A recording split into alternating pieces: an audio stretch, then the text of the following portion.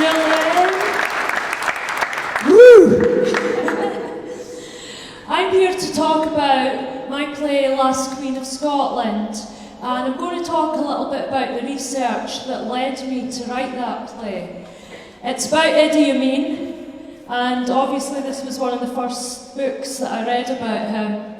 And he kicked me out of Uganda in 1972, and basically he ordered the expulsion of all Ugandan Asians out of Uganda in a 90-day deadline.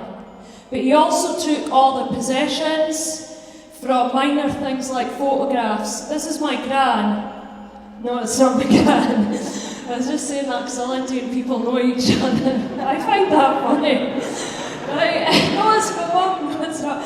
So people left, and then they arrived at Stansted Airport, and they were basically helped, with lots of clothes because it was so cold. This is my grandfather, and he left Gujarat, Porbandar, same village as where Gandhi's from, and went to Uganda, mainly because there were so many job opportunities, and there was a huge link with Uganda and India because of the British colony.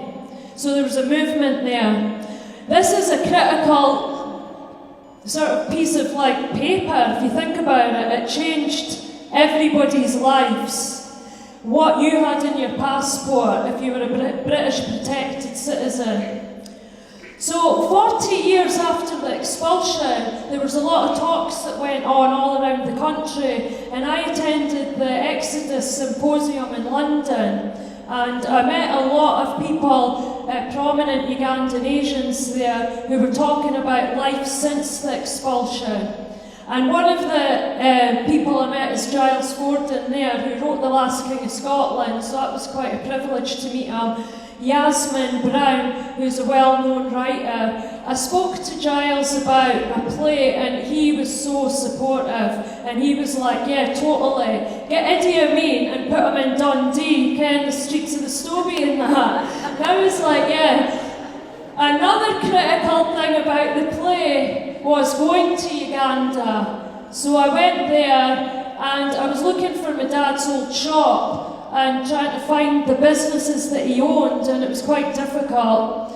I went to the National Theatre in Kampala, and I got a lot of support from them. I did some readings of the early drafts of the play, and there was directors there, writers there, and I don't think they understood my accent, but they really did support a lot of the writing.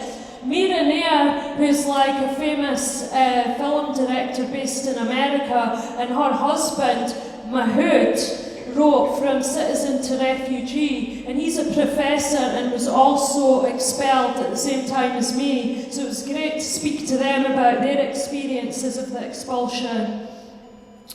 Here is a Rolex, which it's like a rolled up chapati and egg, and it's just getting an idea of what people were eating and the street food, and they kind of eat that at night time, the same as we have kebabs and stuff, so basically after they've had a bevy. And this is Makerere University, where I interviewed Mahood, and I spoke to him about the play, and he was really, really inspirational to me, because he talked about putting the refugee crisis in a different context. And going from Uganda to here, this is where we went. So there's a big difference in the climate, everything. So I was always comparing the differences between, Kampala, Uganda, Jinja, and then Dundee, Fintry, Whitfield. So this is sort of what I started to learn about when I came to Dundee. A little bit about the street, the language, and that's kind of what really made me fall in love with Scotland, was the dialect and the toddy and the Huns and the fleet. And that's a huge part of the play, is keeping that character of Dundee and the impressions that it had on me as a big part of the character of the story.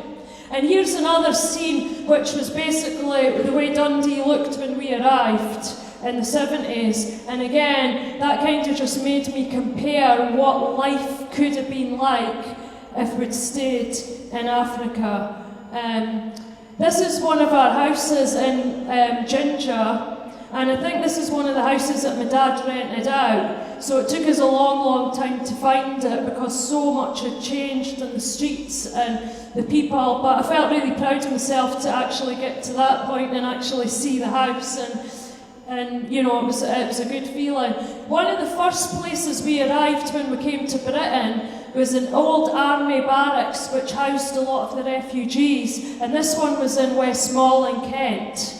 So there was a Ugandan resettlement board that was set up to manage the 30,000 refugees that arrived in Britain, and this was the H block. So a lot of the refugees stayed there, and we kind of stayed just up from there, but where we were staying was knocked down, and there was like brand new houses and everything built up on the place where we lived. This is a shot from the National Theatre in Uganda, and I just read my poem out, and I saw this guy, and it just, to me, it was that feeling that started to get a little bit of light on a history that had been so dark to me. And so I just, you know, I quite like that feeling.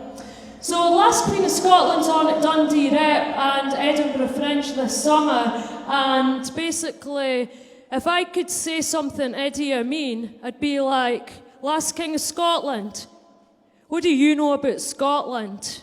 Wearing a kilt doesn't make you Scottish. We are 90 wives, some say more. Fathered a load of kids he's ignored. Thank you.